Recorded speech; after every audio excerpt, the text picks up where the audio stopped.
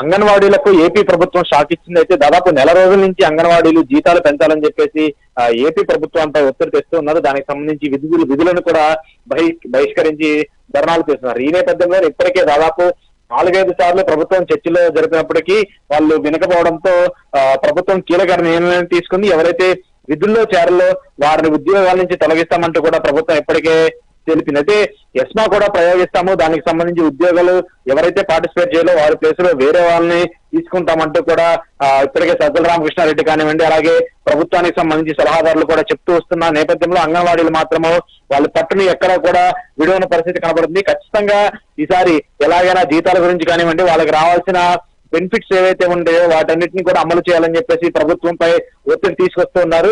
ఈ నేపథ్యంలోనే వాళ్ళు తీసుకున్నటువంటి డిసిషన్ ని మాత్రము ప్రభుత్వం ఎక్కడా కూడా అంగీకరించని పరిస్థితి కనబడుతుంది. సో ఏదైతే గత దాదాపు నెల రోజుల నుంచి ప్రభుత్వంతో 4-5 సార్లు చర్చలు జరిగినప్పటికీ కూడా ఎక్కడా కూడా అంగన్వాడీలు సాటిస్ఫై అయ్యే విధంగా ప్రభుత్వం వాళ్ళకి స్కీమ్స్ కానివ్వండి, వాళ్ళకి సంబంధించినటువంటి జీతాల పెంపుకు సంబంధించి కూడా ఎక్కడా కూడా నిర్ణయం తీసుకోకపోవడంతో అంగన్వాడీలు ఆందోళన కంటిన్యూ చేస్తున్నారు. అయితే ఇప్పటికే చాలా సార్లు ప్రభుత్వం హెచ్చరించినప్పటికీ ఎవరు కూడా వినని పరిస్థితి కనబడుతుంది. సో ఈ నేపథ్యంలోనే ఈ రోజు కీలక నిర్ణయం తీసుకున్నారు. ఎవరైతే విధుల్లో వెంటనే చేరకపోతే మాత్రము వారిపైన వేటు వేసి వాళ్ళని ఉద్యోగం నుంచి కూడా తొలగిస్తామంటే కూడా ప్రభుత్వం హెచ్చరించింది. దీనిపైన అంగన్వాడీ సంఘాలు ఎలాంటి నిర్ణయం తీసుకుంటాయి?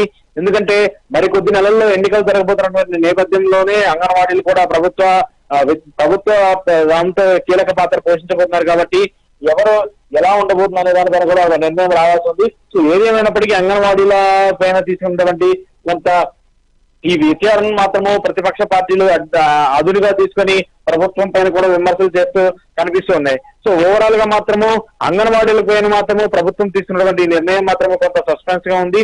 సో అంగన్వాడీల యాక్షన్ ప్లాన్ ఎలా ఉండబోతుంది, రేపటి నుంచి వాళ్ళు ఒక ధర్నాకి కూడా ప్రకటించిన నేపథ్యంలో అది ఎలా సక్సెస్ చేస్తారు, ప్రభుత్వం నుంచి ఎలాంటి వ్యతిరేక భావనాలు వస్తాయనేది కూడా చూడాల్సి ఉంది.